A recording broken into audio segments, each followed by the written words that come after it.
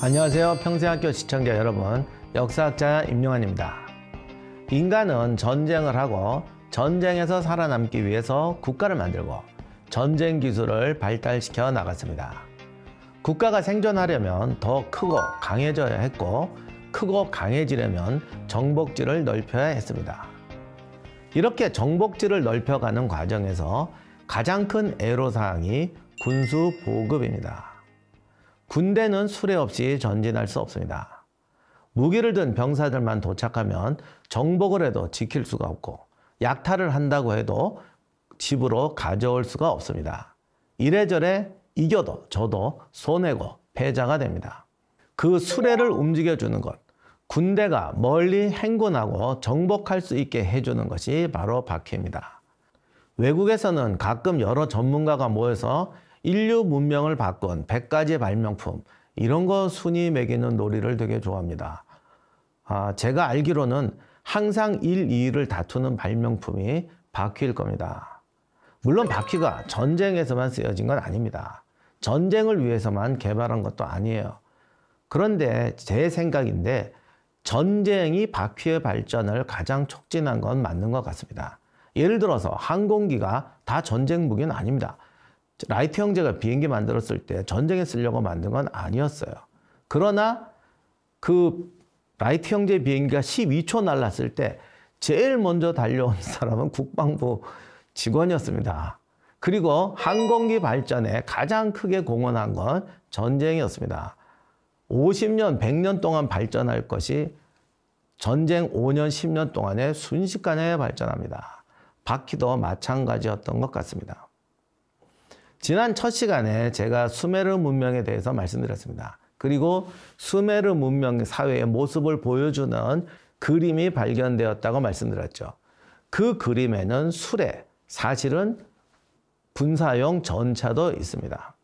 수메르 군대는 보병과 기병으로 구성되었는데 이 기병이 아직 말을 탈 줄은 몰랐기 때문에 사실은 말을 길들이지도 못하고 알지도 못했던 것 같습니다만, 그래서 수메르 기병은 말탄 기병이 아니라 전차병이었습니다. 수메르 전차는 말 대신에 네필의 당나귀가 끌었습니다. 제가 이건 지금도 믿기질 않는데요. 당나귀가 원래 고집 센 거로 유명하잖아요. 그래서 당나귀 4마리가 끄는 마차가 이게 정말 가능한가는 제가 당나귀를 키워보지도 않고 몰아보지도 않아서 모르겠습니다만 정말 보면서도 불가사의합니다. 왜냐하면 이 사도마차, 말 4마리로 끄는 사도마차도 가장 고난도의 마차 중에 하나입니다. 말 4마리가 이 경주를 하려면 트랙을 돌아야 되는데 말 4마리가 속도를 각각 맞춰주지 않고 똑같은 속도로 달리면 이게 어긋나서 뒤틀리고 전복이 됩니다. 그러니까 말들이 알아서 4마리가 이 속도를 조절해 줘야 되는데 이걸 어떻게 훈련시켜서 터득하게 하냐고요. 그래서 이게 정말 가능하냐 이런 이야기 많이 했거든요. 그런데 당나귀는 한 마리도 말을 안 듣는 애들인데 이게 4마리가 같이 간다. 어쩌면 이때 수메르 전차는 좌회전, 우회전은 아예 포기하고 직진만 했을 수도 있습니다. 좌우간 그림에 있으니까 믿어야 할 수밖에 없는데 당나귀 4마리로 만든 전차를 사용했습니다. 이 전차는 바퀴가 4개인 사실상 수레였습니다. 이 수레에는 2명이 타는데 한 사람이 마부가 돼서 이 당나귀를 몰고 한 사람이 전투병이었습니다. 바퀴는 나무로 만들었는데 통나무를 잘라서 둥글게 다듬은 통짜 바퀴였습니다. 당연히 대단히 무거웠죠.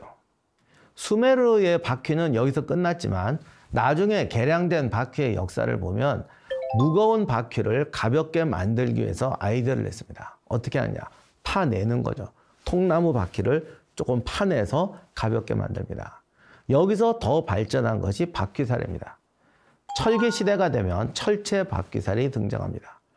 고구려 고분벽화의 수레와 바퀴 만드는 장인이 이제 신의 모습으로 등장하는데 철제 바퀴살을 이미 사용하고 있는 걸 알 수가 있습니다. 그런데 이걸 왜 신이 만드느냐? 그만큼 고난도 기술이고 그만큼 중요했기 때문이었습니다. 그러나 수메르는 물론 이 과정으로 가지 못하고 그냥 당나귀가 끄는 사륜 통나무 바퀴 수레를 전차로 사용하고 있었습니다. 그런데 이때 다른 곳에서 아주 중요한 발전이 일어납니다. 전차의 바퀴가 4개에서 2개로 바뀌고 4필의 당나귀 대신 2필의 말이 끌게 하는 겁니다. 철제는 아니지만 바퀴살도 발명합니다. 수메르인들은 이런 진보를 이루지 못했는데 동시대를 살았던 다른 문명권에서 이런 전차를 만듭니다. 바로 아카드인이었습니다. 우리가 옛날의 역사를 그냥 암기로 배울 때 이 순서 꼭 외워야 했습니다. 수메르 문명, 그 다음에 아카드 문명. 그런데 수메르와 아카드의 순서만 외웠지 두 문명의 관계에 대해서는 배운 적이 없습니다. 수메르 문명이 메소포타미아 남부 지역에 있었다고 말씀드렸습니다. 메소포타미아라는 말은 가운데에 있는 땅이라는 뜻입니다. 유프라데스 강과 티그리스 강이라는 2개의 강이 있는데 그 사이에 끼어 있는 지역이 메소포타미아입니다. 근데 이 2 강이 재미난 게 그냥 대체로 보면 평행을 그리면서 남북으로 이어지는데 실제로 그렇게 똑 직선으로 안 가죠. 그래서 이렇게 가다가 모래시계 모양으로 가운데가 가까워졌다가 다시 벌어져서 나갑니다. 이 모래시계의 중가운데 목 부분에 있는 곳이 남부고 그 위가 북부입니다. 그래서 이 남부에 수메르가 있었고 모래시계 모양 북쪽에 있던 민족이 아카드인입니다. 그런데 이 아카드인들은 그곳에 살던 자생민족이 아니라 북쪽에 카프카즈 산맥이 있는데요. 그 카프카즈 산맥 북쪽이 중앙아시아입니다. 중앙아시아에는 옛날부터 유목민들이 살았죠. 그리고 이들이 아마도 세계에서 가장 먼저 말을 길들이고 개량했던 민족일 것입니다. 우리가 흔히 말하는 아랍족, 우리나라에서 말하는 호마 이런 것들이 다 이 중앙아시아 말들이죠. 여기서 말을 다루게 되니까 말을 길들이게 되고 말을 길들이게 되면서 전차도 개량을 했던 것 같습니다. 그래서 이 사람들이 2바퀴 전차를 만들게 된 거죠. 자신감을 얻은 아카드인들은 남쪽 수메르를 침공하기 시작합니다. 뭐 이런저런 얘기 다 떠나서 이놈의 전차가 수송력, 기동력에서 수메르가 아카드의 상대가 되질 않습니다. 수메르 전차는 정말 직진밖에 못했을 것이고 아카드 전차는 회전도 가능합니다. 게다가 수메르 전차는 전투병이 1명인데 아카드는 전차가 가볍기 때문에 전투병을 2명을 태웁니다. 거기다가 1명은 창병, 1명은 궁수였습니다. 이러니 뭐 상대가 되겠습니까? 군대의 진격 속도도 훨씬 빨랐겠죠. 수메르의 도시들은 차례로 아카드인에게 함락됩니다. 이 정복전을 이끈 사람이 인류 최초의 정복자, 제국을 만든 사람이라고 불리는 사르곤입니다. 그는 냉혹하고 잔인한 정복자였습니다. 사르곤은 수메르의 도시들을 아주 약간의 도시만을 제외하고 모조리 불태우고 파괴했습니다. 이 사르곤의 파괴로 수메르 문명은 땅속에 묻힙니다. 사르곤이 파괴만 한 건 아닙니다. 제국을 통치하려면 교역망을 넓혀서 도시와 도시, 지역과 지역을 연결해야 됩니다. 즉 전차가 지역을 파괴하지만 그 뒤를 이어서 바퀴를 단 수레가 이들에게 새로운 생명력을 불어넣는 거죠. 이런 희한한 관계는 그 이후 시대도 계속됩니다. 철기시대, 화약시대가 되고 기병이 전차를 대신해도 바퀴는 군대 이동과 정복 활동을 지탱하는 수단이 되었습니다. 공성탑을 만들고 충차를 옮기고 현대에 와서는 장갑차와 탱크, 기관총을 단 집을 움직입니다. 동시에 수레바퀴와 트럭을 움직여서 땅과 땅, 사람과 사람을 엮어주는 역할을 했던 것이죠. 전쟁이든 평화로운 교류든 바퀴는 문명을 교류하게 만들고 서로 자극을 받고 발전하게 만들었습니다. 이와 같은 교류는 전쟁사의 발전에서 대단히 중요했습니다. 문명사의 또 하나의 중요한 법칙이 문명은 교류를 통해서 발전한다는 것입니다. 우리들이 어떤 문명을 보면 아주 대표적인 문화유산들이 있습니다. 예를 들면 이집트의 피라미드, 그리스 아테네에 있는 파르테논 신전. 많은 분들이 피라미드 하면 정말 이집트의 독창, 파르테논 신전 그럼 야 이건 정말 그리스의 심벌 이렇게 생각하시는데요.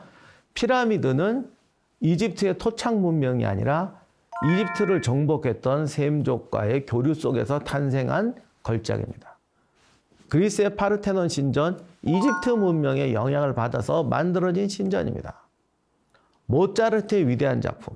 모차르트라는 개인 머릿속에서 튀어나온 게 아닙니다. 모차르트 아버지가 사실 자기는 돈 벌려고 그랬지만 어린애를 그렇게 태우고, 여기도 바퀴가 나오는데 그 마차에 태우고 돈 절약하느라고 그 어린애를 저기 뚜껑도 없는 그 무게 마차에 태우고 담요로 뒤집어 씌워서 방랑객처럼 돌아다녔습니다. 가혹한 아버지였는데 덕분에 모차르트는 그 당시에 어떤 음악가들보다도 프랑스, 오스트리아, 헝가리 다양한 지역의 음악을 섭렵했습니다.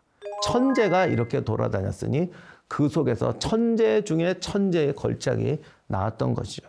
이것은 이미 문명사에서는 그냥 고전적인 명제입니다. 문명은 오직 교류를 통해서 발전한다. 최고의 걸작품은 문명 교류의 산물이다. 그런 교류를 이루었던 게 무엇인가? 모차르트를 태우고 달렸던 바퀴입니다. 그래서 바퀴가 인류 문명사의 가장 중요한 발명품인 동시에 전쟁사의 가장 중요한 발명품이고, 전쟁이라는 파괴를 문명과 교역이라는 생산으로 바꾸어주는 신기한 도구였던 것입니다.